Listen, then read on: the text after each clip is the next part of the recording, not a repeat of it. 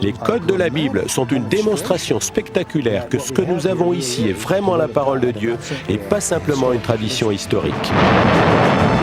Ces 66 livres écrits par 40 gars différents pendant des milliers d'années constituent ensemble un système intelligent capable de délivrer un message donné de façon surnaturelle.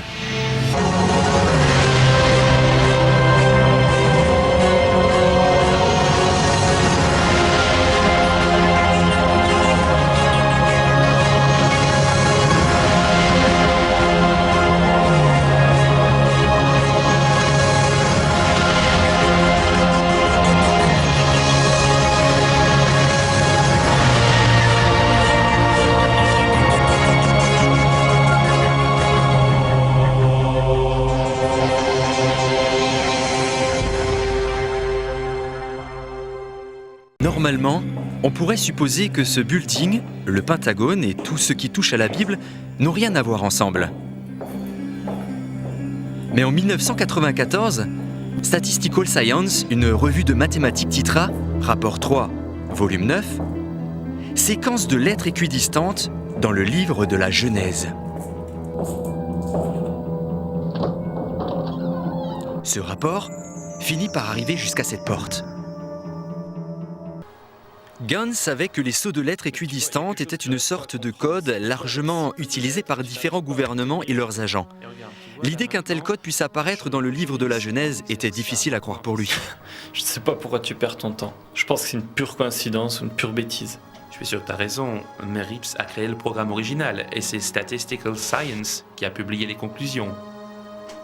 Statistical Science, un périodique scientifique réputé, publie une étude qui secoue la communauté scientifique.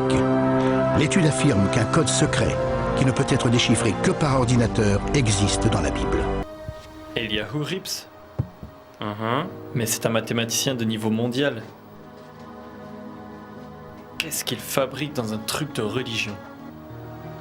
Ça t'étonne, n'est-ce pas?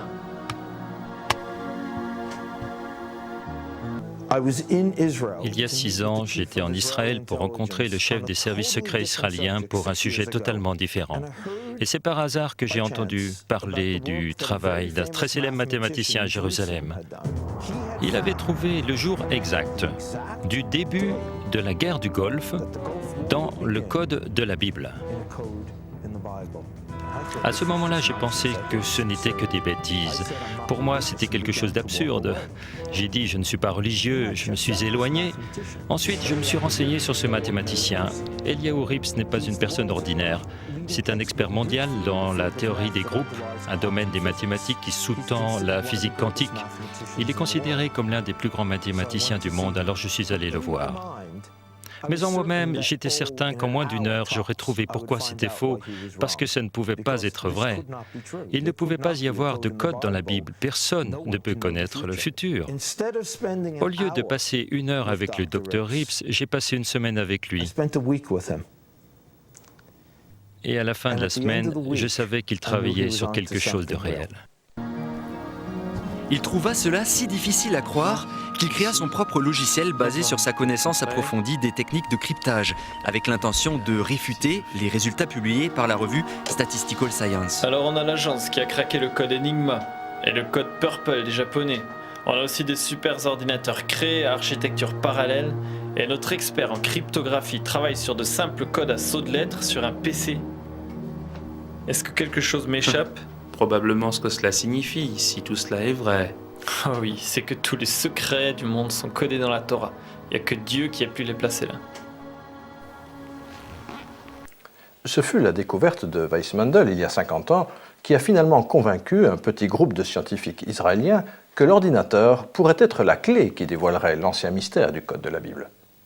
C'est Eliyahu Rips, un des plus brillants experts mondiaux en mathématiques, qui élabora le premier modèle mathématique permettant de tester la viabilité des codes par saut de lettres que Weissmandl avait apparemment démontré. Mais il sollicita bientôt l'aide de Doron Witztum, un étudiant diplômé en physique spécialisé dans la relativité générale, et Yoav Rosenberg, un jeune brillant informaticien. Ensemble, ils espéraient montrer scientifiquement s'il existait ou non un code dans la Bible. Ce serait une entreprise longue et fastidieuse.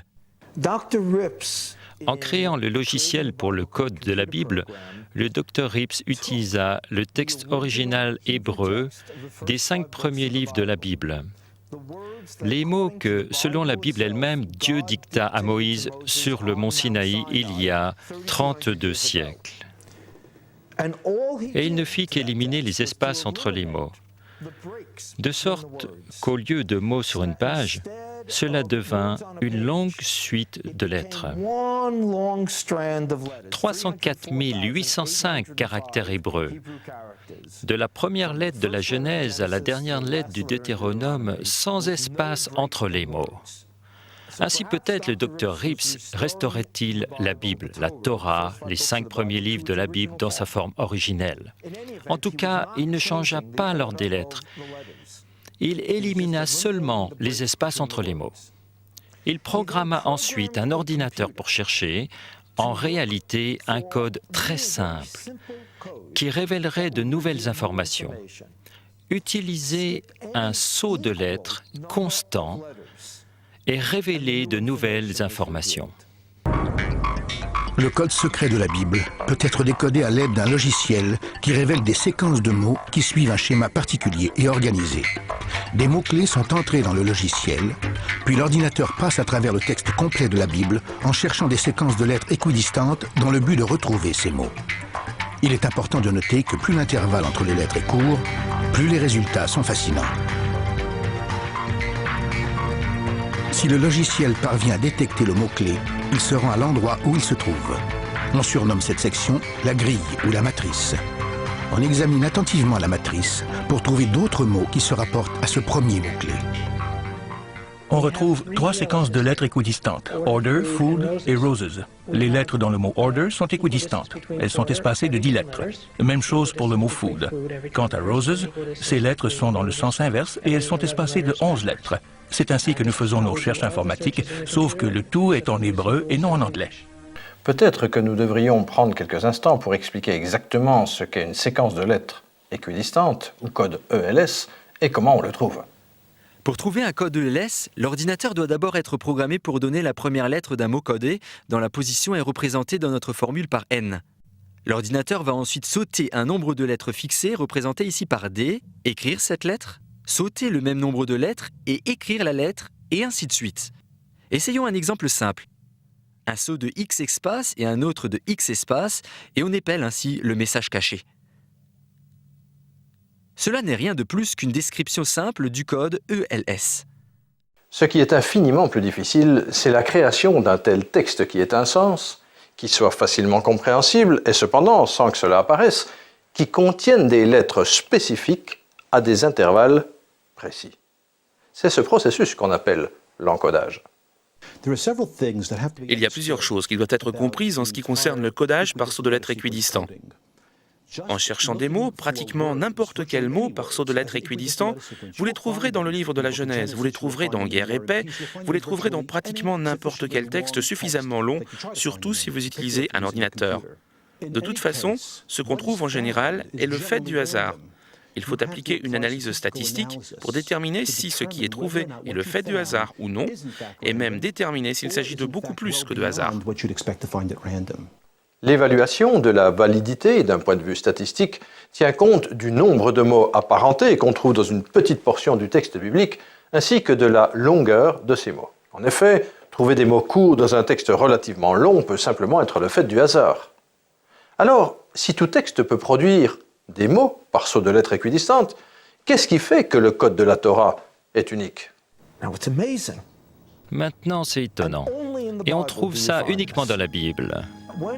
Quand par exemple, en sautant un nombre égal de lettres, vous trouvez président Kennedy et que par le même saut de lettres, vous trouverez tout près le mot mourir avec Dallas codé au même endroit, quand vous recherchez Shakespeare, les tout prochains mots par le même saut de lettres disent présentera des pièces sur scène avec Hamlet et Macbeth scriptés au même endroit. Vous pouvez trouver Kennedy ou Shakespeare par saut de lettres équidistantes dans n'importe quel texte suffisamment grand. Si on ne les trouve pas dans Guerre et Paix, il faut les chercher dans un livre plus gros.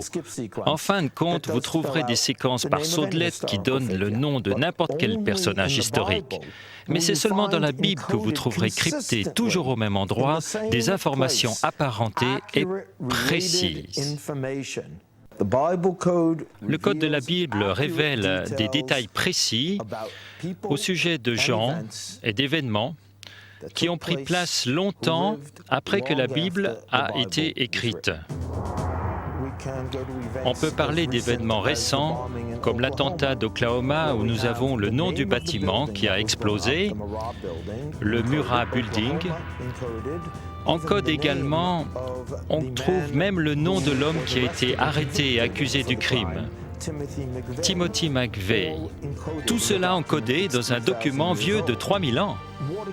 Watergate est encodé. La seule fois que le mot apparaît, il y a une question. Qui est-il ? Président, mais il fut chassé.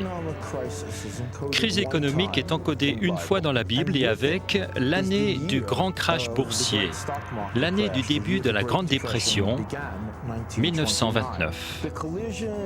La collision de la comète avec Jupiter en juillet 1994 a été trouvée 2 fois avant la collision. Elle apparaît 2 fois en code dans l'Ancien Testament avec le nom exact de la comète, Shoemaker-Levy, qui n'avait été découverte qu'1 an auparavant.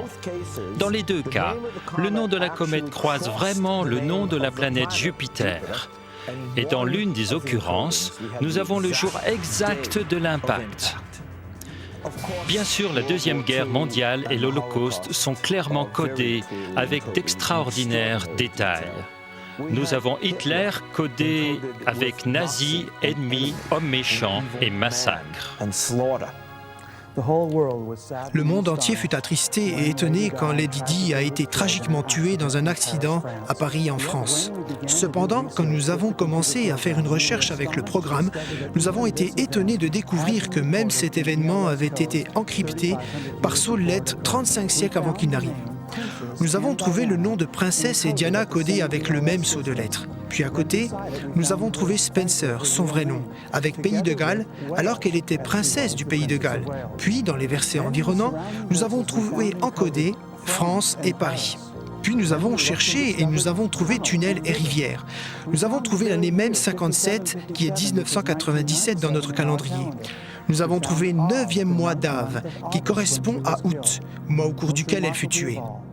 Et encore plus, nous avons trouvé le nom Fayed, son compagnon dans ce tragique accident.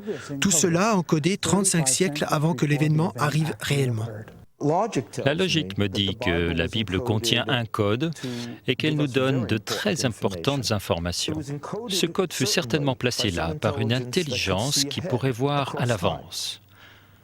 Ce codage fut effectué de telle façon qu'il devienne intelligible à notre époque par une technologie qui existerait pour la première fois maintenant, l'ordinateur. C'est seulement depuis l'avènement de la technologie que les chercheurs prétendent avoir découvert la clé de ce code. Leurs prédictions controversées nous font froid dans le dos. Le code secret peut-il être déchiffré à l'aide de la technologie numérique? Est-il simplement une anomalie statistique inexplicable? Est-il le premier programme informatique du monde?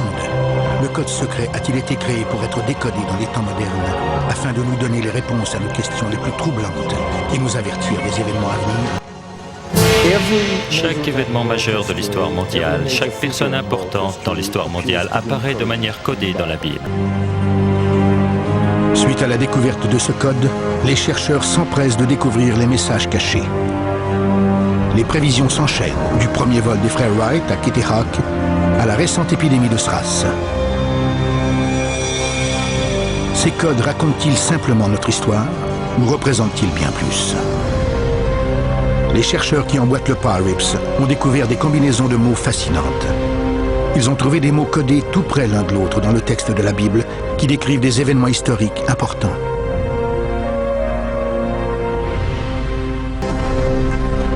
Le code secret mentionne Shakespeare et certaines de ses œuvres comme suit. Shakespeare, présenté sur scène, Macbeth et Hamlet. L'avènement de l'aviation apparaît aussi dans la Bible. Les chercheurs ont découvert une mention des frères Wright et le mot avion dans la même matrice. Le code secret de la Bible parle de l'esprit pionnier de l'être humain, en faisant allusion à la mission lunaire Apollo 11. La séquence se lit comme suit. Homme sur la Lune et engin spatial. Le nom d'un légendaire empereur français, ainsi que des mentions d'événements importants dans sa vie, se retrouvent dans la même matrice. Napoléon, France, Waterloo et Elbe. Le texte de la Bible contient plusieurs différentes couches d'informations et le code secret codifie chacune d'entre elles. Ce texte a plusieurs sens et les codes n'en représentent qu'un seul. Les noms de plusieurs scientifiques réputés, accompagnés de leurs exploits historiques, ont été découverts dans la Bible.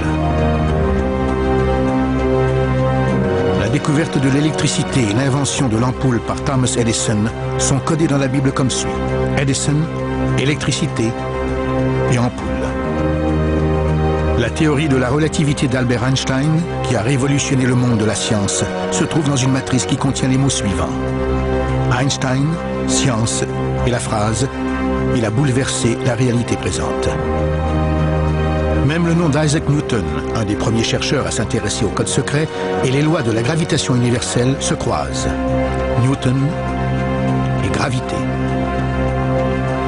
Le code révèle aussi des événements sociaux qui ont changé le cours de l'histoire. L'effondrement du marché boursier et son impact social et économique est codé comme suit. Effondrement économique, la grande crise, action et 1929. Les triomphes et la tragédie de la guerre sont aussi codés dans la Bible. La naissance des États-Unis y est documentée comme suit.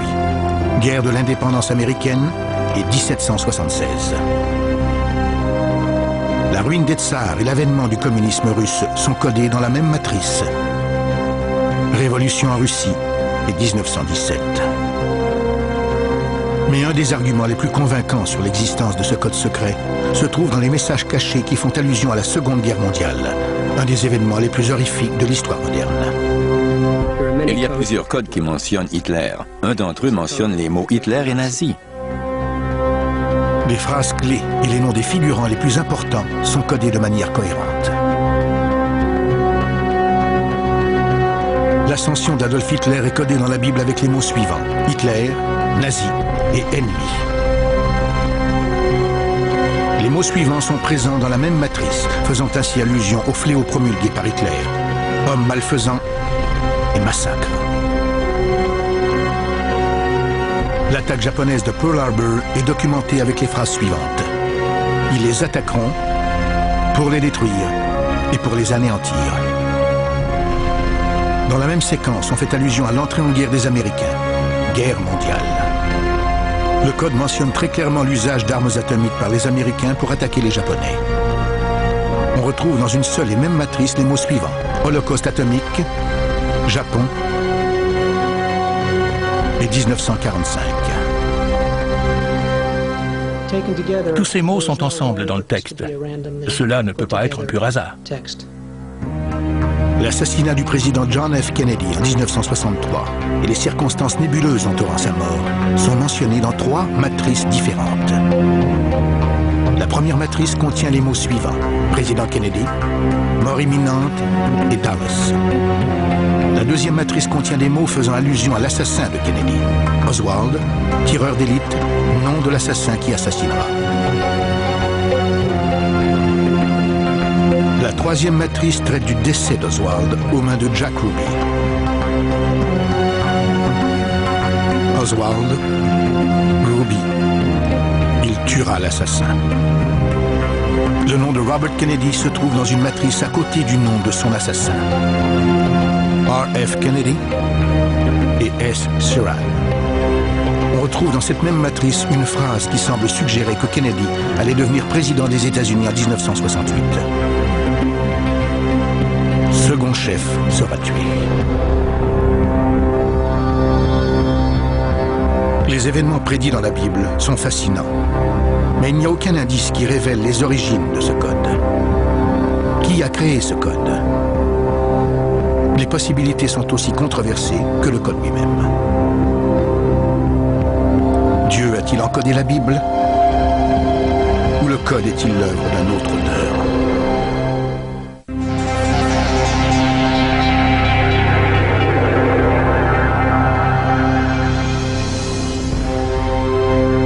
Grâce à l'informatique, le code secret de la Bible a pu être déchiffré.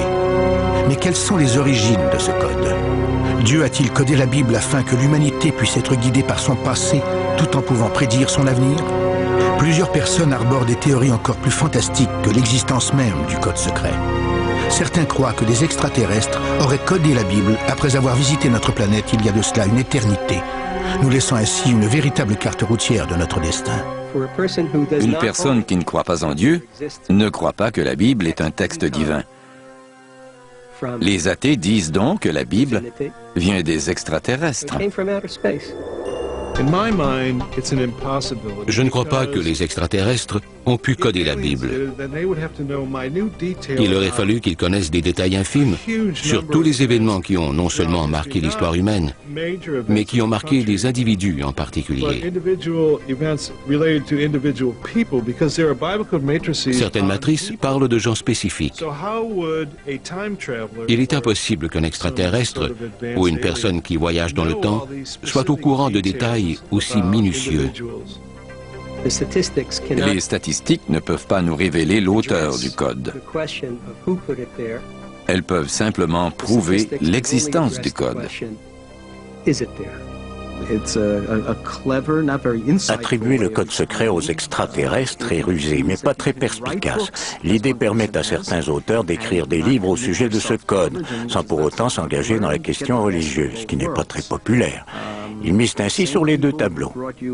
Les mêmes gens qui croient au monstre du Loch Ness et qu'Elvis est encore vivant prétendent qu'on aurait pu prévoir les attentats du 11 septembre. C'est de la commercialisation de toute beauté. J'espère que les gens n'y porteront pas trop attention. Je ne crois pas que les extraterrestres ont créé la Terre et l'humanité. Je ne crois pas qu'ils ont écrit la Bible et qu'ils y ont inséré un code secret. Le code secret de la Bible s'évoque lui-même avec les phrases « Code de la Bible » et « Ils ont encodé la Torah et plus encore ». Un indice sur ses origines se trouve dans une matrice qui contient ces deux phrases. Les ordinateurs l'ont créé et les mots de Dieu gravés sur des tables de pierre. Je crois qu'il est normal que le code soit resté secret jusqu'à l'avènement de l'informatique. Je crois qu'il y a trois possibilités. On peut tout simplement rejeter l'existence du code. On peut tenir pour acquis que les extraterrestres ont écrit la Torah. Et on peut tenir pour acquis qu'un être surnaturel est l'auteur de la Torah. On n'a pas beaucoup d'options. C'est un processus graduel que les gens doivent suivre quand ils cherchent un code et entreprennent de le déchiffrer. Que tente de prouver ce code? Que Dieu nous a donné la Torah sur le mont Sinaï. Permettez-moi de vous poser une question. Vous vous préparez pour un rendez-vous surprise avec une femme. Vous allez vous rencontrer au Waldorf Astoria un dimanche après-midi à 15 h. À votre arrivée, vous constatez qu'elle n'est pas là. Mais elle vous a laissé une note qui dit « Cher Mathieu, j'étais ici il y a 3000 ans, mais malheureusement, tu n'y étais pas. Puisque je t'aime, je t'ai laissé une note t'expliquant comment mener le reste de ta vie. »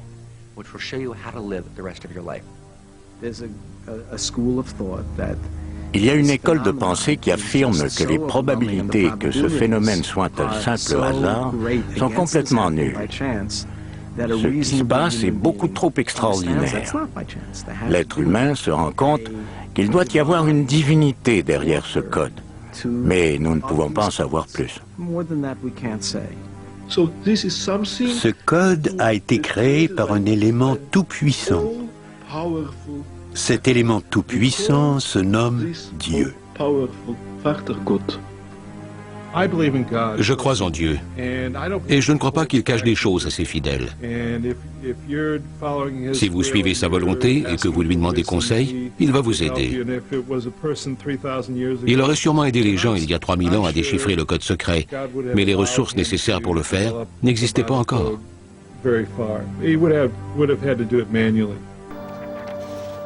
La probabilité que ce code ait pu apparaître par hasard est pratiquement nulle. Ce que Gans découvrit ce jour-là, c'est que comme le disait l'étude, tout cela était bien réel, que ce code était bien consistant. En utilisant correctement les statistiques, il trouva que la probabilité que l'information cryptée soit là dans la Bible était d'1 sur 10 millions. Il chercha la même information dans Guerre et paix et dans 2 textes originaux hébreux. Et là, il ne trouva que des combinaisons de lettres au hasard. C'est seulement dans la Bible qu'il a trouvé une information concordante et cohérente avec une probabilité de 1 sur 10 millions. La première expérience était une expérience d'ensemble englobant un grand nombre de mots et d'expressions qui sont liés, comme des noms, des surnoms de grands sages et rabbins d'Israël, figurant dans l'encyclopédie avec leur date de naissance et de mort. Nous avons mesuré s'il y avait effectivement une tendance à trouver de tels liens et les résultats ont montré l'existence de ces liens avec une probabilité très faible que cela soit le fait du hasard. À cette époque, Harold Gans, spécialiste en cryptographie à la NSA dans le Maryland, entendit parler du test et des résultats obtenus. J'ai reproduit l'expérience et j'ai obtenu exactement les résultats qu'ils avaient mentionnés. Je suis allé plus loin et j'ai fait une autre expérimentation. Au lieu de mettre ensemble les noms des rabbins avec leur date de naissance et de mort, je les ai mis avec les lieux de leur naissance et de leur mort. Grande ou petite ville, village ou quel que soit le lieu où ils sont nés ou sont morts. Et les résultats que j'ai obtenus ont été encore plus significatifs que l'expérience originale faite par Wittstoom et Rips. À ce moment-là, j'ai su sans l'ombre d'un doute que le code était bien réel. J'ai senti un frisson me parcourir la colonne vertébrale. Encouragés par les résultats, ils envoyèrent leur étude au prestigieux journal américain de mathématiques Statistical Science pour être examinée et peut-être même publiée. Il faut savoir que rien n'est publié dans Statistical Science avant d'avoir été examiné en profondeur par au moins un expert indépendant et parfois 2. Dans cet exemple, la documentation fut soumise séparément à 3 experts différents. À la suite de sa publication, une déclaration fut faite par 5 mathématiciens, 2 de l'université de Harvard, 1 de Yale et 2 de l'université hébraïque, qui appuyaient tous cette découverte. Robert Cass, le rédacteur en chef du journal Statistical Science et professeur de l'université Carnegie Mellon, a déclaré « Nos experts étaient perplexes. Leurs convictions préalables leur faisaient penser que le livre de la Genèse ne pouvait vraiment pas contenir d'informations sérieuses concernant des individus de l'époque moderne. Cependant, quand ils effectuèrent des vérifications supplémentaires, l'effet persista. L'article est ainsi proposé aux lecteurs de Statistical Science comme un défi stimulant. Tout en moi, en tant que scientifique et également en tant que juif, était contre la possibilité d'un tel phénomène. Cependant, le travail de Wittstoom, Rips et Rosenberg apporte une démonstration scientifique probante qu'avec une expérimentation scientifique intense, le phénomène apparaît bel et bien. Je suis allé rencontrer les mathématiciens à Harvard, à Yale, à l'université hébraïque, et ils connaissaient le Dr Rips.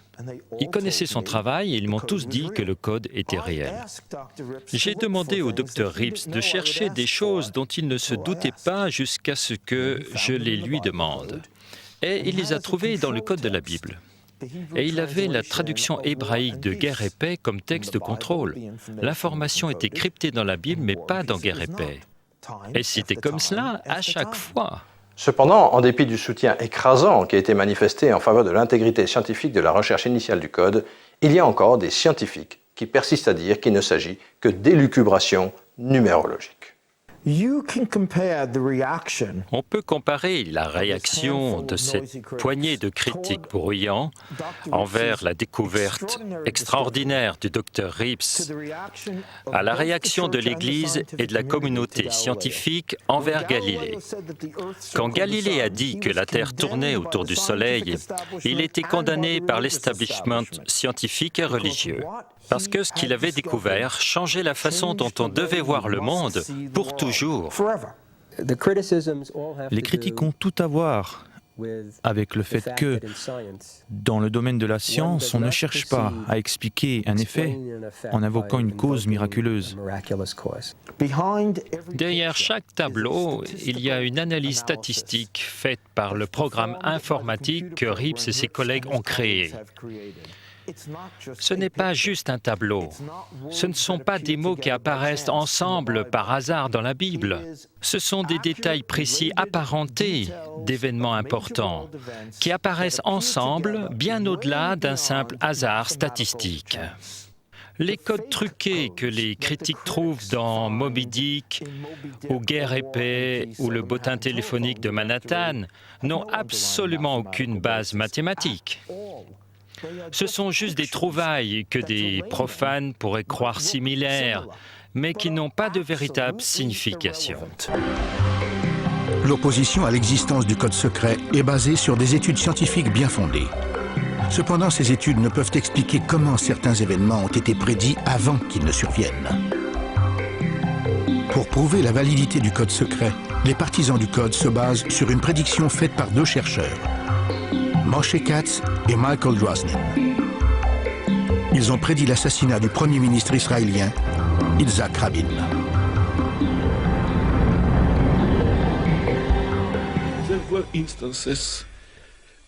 Dans certains cas, on a prédit avec succès des événements à venir.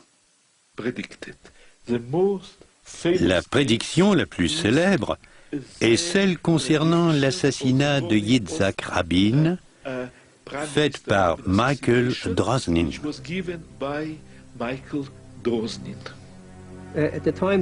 Yitzhak Rabin était Premier ministre d'Israël à l'époque.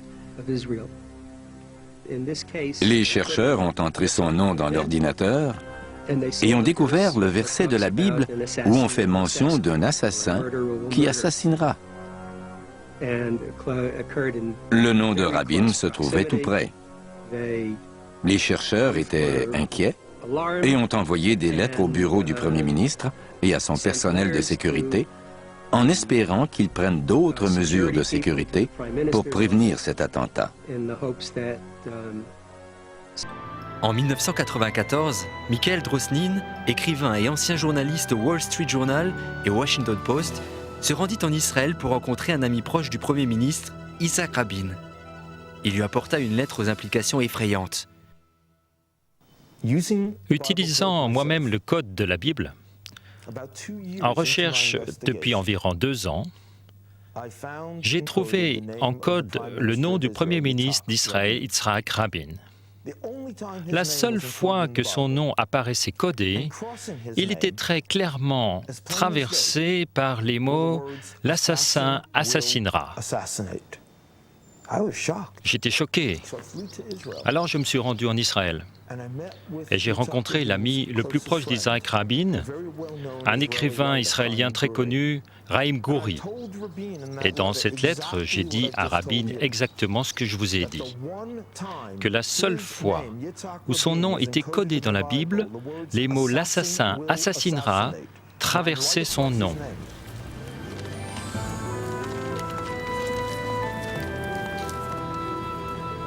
Seriez-vous en train de suggérer que la Torah dit vraiment que Rabin serait assassiné? Tout ce que je peux vous dire est écrit là. Voulez-vous la lui donner? Dans sa lettre, Michael Drosnin disait au Premier ministre « J'ai découvert une information qui indique que votre vie est en danger ». Il continua en expliquant que c'était un mathématicien israélien qui avait découvert un code caché dans la Bible qui semblait révéler les détails d'événements qui ont eu lieu des milliers d'années après la rédaction de la Bible. La lettre mettait également en avant le fait que l'information avait été confirmée par de célèbres mathématiciens et que le résultat avait été contrôlé par un grand spécialiste en cryptologie au Pentagone en utilisant son propre programme. Ce n'est pas une chose à ignorer. Gori lut la lettre, mais sa réponse ne fut pas très encourageante. D'accord, je vais lui donner. Mais je connais le Premier ministre et je ne crois pas qu'il prêtera attention à ces codes de la Bible.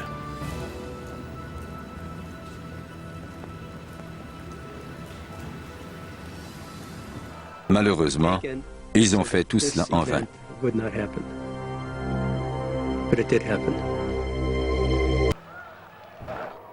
La supposition de Gori se révéla exacte. Le Premier ministre ne fit aucune tentative pour contacter Drosnin et apparemment ignora complètement la mise en garde. Et bien sûr, il fut tué 1 an plus tard, exactement comme le code de la Bible avait dit qu'il le serait. En fait, il a été tué la même année que la découverte du code, quasiment 1 an avant. J'avais échoué. Parce que j'avais essayé d'avertir le Premier ministre. J'avais tout fait pour mettre l'avertissement entre ses mains. Mais il a ignoré cet avertissement. Il est mort. Je ne contrôle pas ce que font les gens, encore moins ce que fait un Premier ministre. J'ai l'habitude de rendre compte des événements qui se sont déjà produits et non pas de dire aux gens ce qui risque d'arriver demain.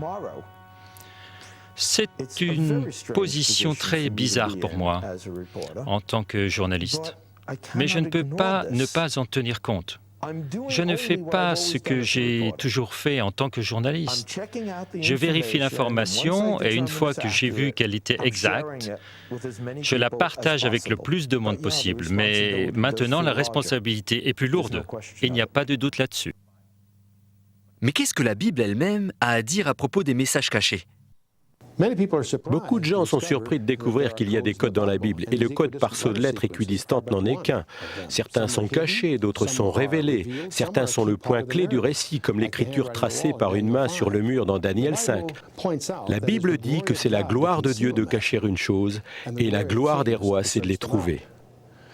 L'ordinateur nous a simplement rendu possible la découverte de codes qui auraient été très difficiles à trouver sans cela.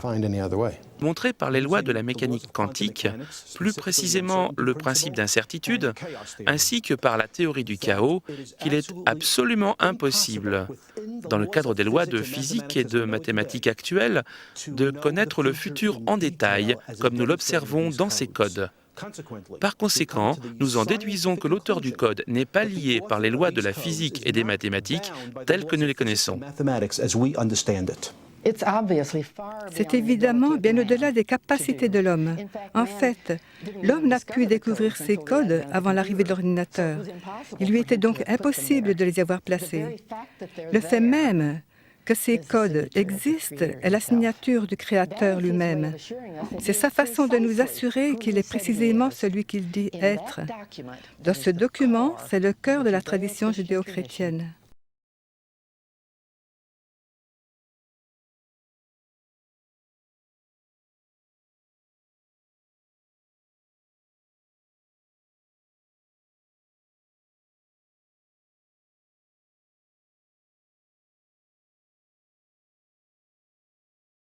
Depuis que Gutenberg a imprimé la première Bible, c'est devenu le livre le plus largement répandu et le plus largement lu dans le monde. Chaque année, plus de copies de la Bible sont imprimées qu'aucun autre livre jamais publié.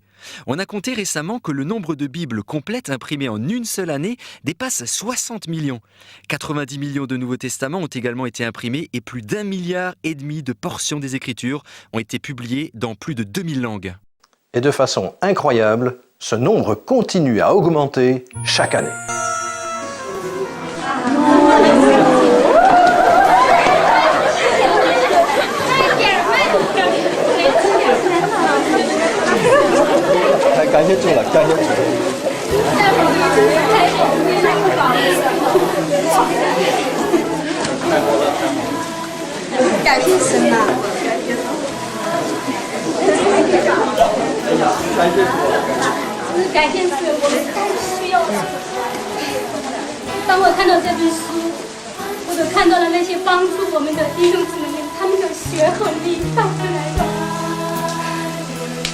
是我们教会这个时候最需要的，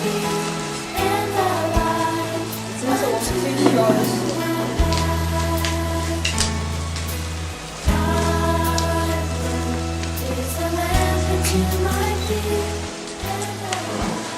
Le royaume des cieux arrive.